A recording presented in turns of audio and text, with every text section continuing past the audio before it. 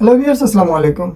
Hilo নিয়ে আসতে যাচ্ছে নতুন একটি স্মার্টফোন 20,000 টাকা বাজেটের ভিতরে, 8 জিবি র্যাম দিয়ে 256 জিবি স্টোরেজ দিয়ে, যেখানে থাকতেছে 5000 mAh এর massive battery, MediaTek Helio C100 এর মতো প্রসেসর, 3D কার্ভ ডিসপ্লে। হ্যাঁ, আমি কথা বলতেছি হিলিও 100।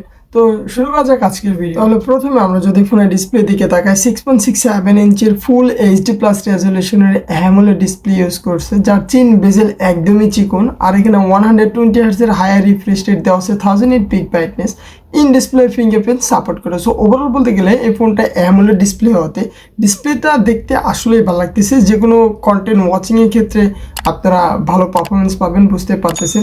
দেন যদি দেখুন আমরা ক্যামেরার দিকে তাকাই, triple camera set up use করা হয়েছে রেয়ারে। তো ক্যামেরার ডিজাইনটা হচ্ছে সার্কুল, মেইন ক্যামেরা 64 মেগাপিক্সেল, দেন হচ্ছে 2 মেগাপিক্সেল একটা ডেপথ আর একটা সেন্সর লাগানো আছে, যেটা আবার কোনো কাজের না।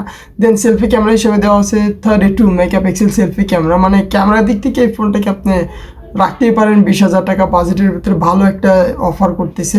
সো সর্বোচ্চ হচ্ছে 2K ভিডিও 30 fps শ্যুট করতে পারবেন, 1080p 60 fps পর্যন্ত শ্যুট করতে পারবেন। আর ব্যাটারি হিসেবে দেওয়া আছে 5000 mAh এর ব্যাটারি, সাথে পাওয়া যাইতেছে 33 ওয়াটের চার্জার। আর এখানে প্রসেসর হিসেবে ইউজ করা হয়েছে মিডিয়াটেক হিলিও Z100। মানে এই প্রসেসর দিয়ে আপনি যে কোনো গেম বলেন স্ট্যান্ডার্ড সেটিংয়ে খেলতে পারবেন। আলট্রা সেটিংয়ে খেললে হয়তো অনেক ল্যাগ ইস্যু দেখা দিতে পারে। আর এখানে LPDDR4X এর র্যাম আছে, স্টোরেজ টাইপ হচ্ছে UMCP। আর এখানে কিন্তু স্টেরিও স্পিকার পাবেন না, এক্সট্রা কোনো মেমোরি কার্ড ইউজ করতে পারবেন না, ইভেন এখানে কোনো 3.5mm জ্যাক পাবেন না। আই ডোন্ট নো, এখানে IP64 এর রেটিং দেওয়া আছে। সো এখানে কিন্তু চাইলে কিন্তু এরা waterproof IP68 plus IP69 rating দিতে পারতো, বাট আই ডোন্ট নো কেন এই বিষয়টা দেয় না। কারণ 20,000 টাকা এখন অনেক company IP68 plus IP69 offer করতেছে।